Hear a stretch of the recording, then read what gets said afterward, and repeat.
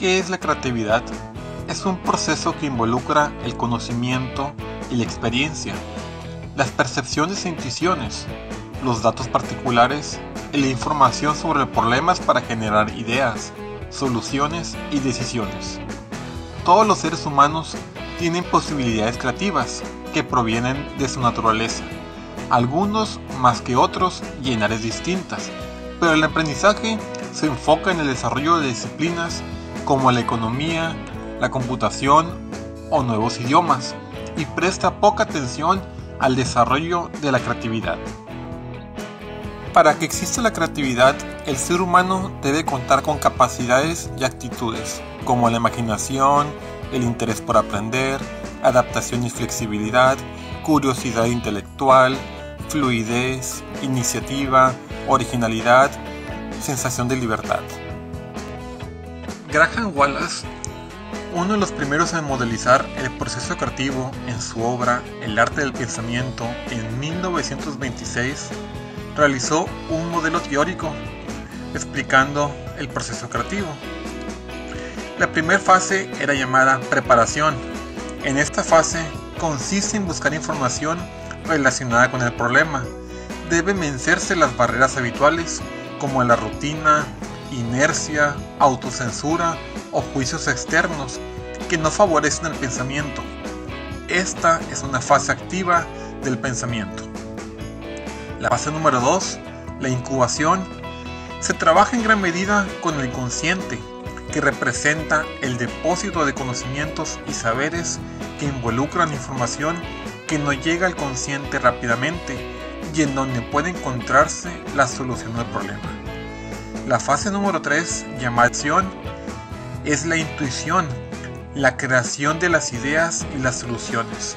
Es un proceso perceptivo inconsciente en muchos momentos.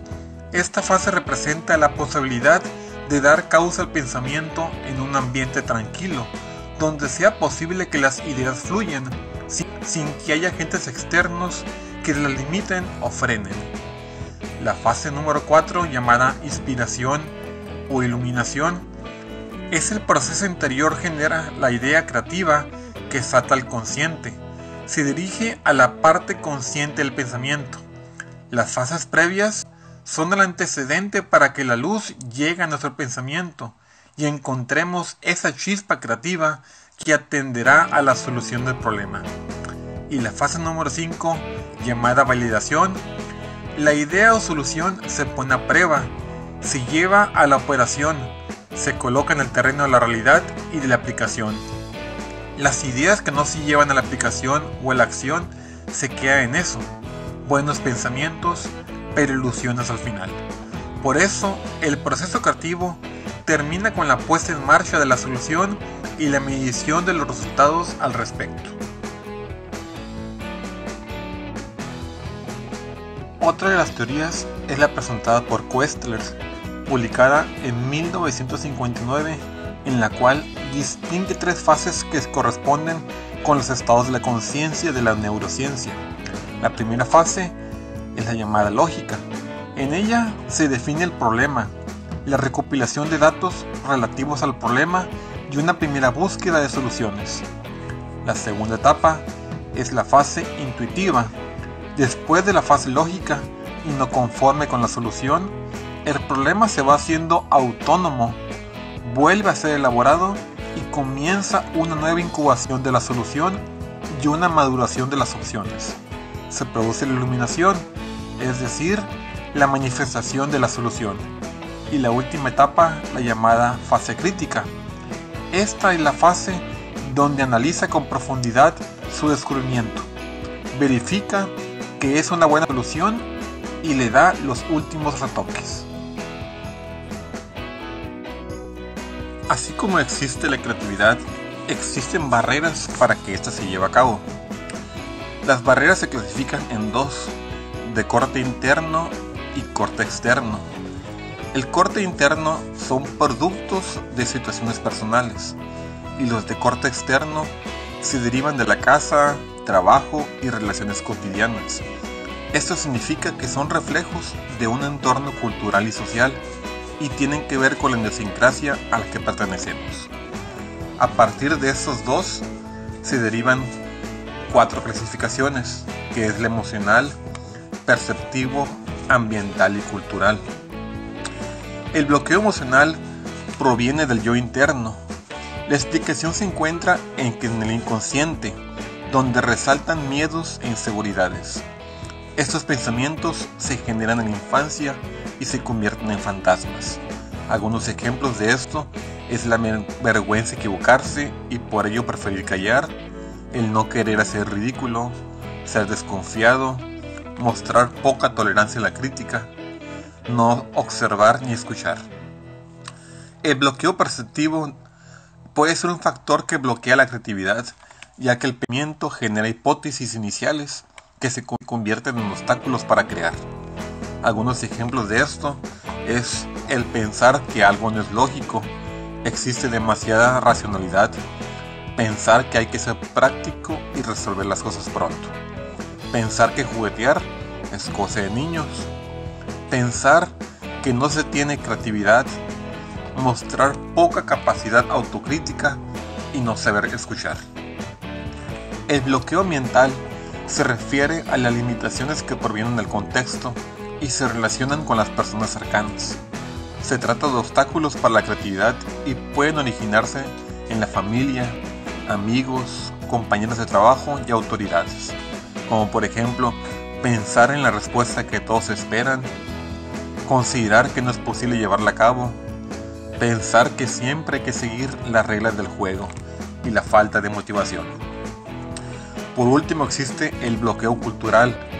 Estas son limitaciones que provienen del entorno externo, como reflejo de los hábitos, usos, costumbres, normas y comportamientos de un territorio, región o país. En comparación con otros países, México se encuentra clasificado en el número 73 del nivel de creatividad. La forma de clasificar los países por su nivel de creatividad se basa en 3 ejes: el talento, tecnología y tolerancia. La tecnología es la inversión en la investigación y desarrollo y patentes per cápita. El talento, el porcentaje de adultos con educación superior y la fuerza de trabajo en la clase creativa. Y la tolerancia, el tratamiento hacia los inmigrantes, las minorías raciales y étnicas. Las 3T y la creatividad en general están estrechamente al desarrollo económico y social. En México existe la creatividad. Cada vez que pasa una situación nos reímos con los famosos memes que aparecen en internet. Existe la creatividad en México, pero está enfocada a diferentes causas o razones que no dan provecho. Esa es la diferencia con otros países. En otros países donde existe la creatividad. Como conclusión, podríamos decir que todas las personas son creativas desde que nacemos, solo falta estimularlas.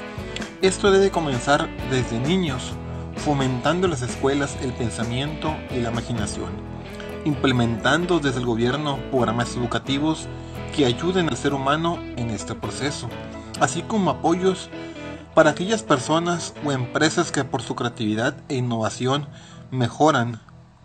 En lo que respecta a las empresas, los directivos deben entender que estamos en un mundo cambiante, que las cosas que ayer funcionaban no tienen por qué ser igual el día de hoy. No deben frenar las capacidades de sus empleados, dejarlos de ver como un simple objeto, sino motivarlos y ayudarlos a que den lo mejor de sí. De esta manera mejorarán y serán más competitivos. Mirar al frente y cambiar las reglas de competición. Ser pioneras en hacer las cosas distinto, construir nuevas habilidades y crear nuevos mercados.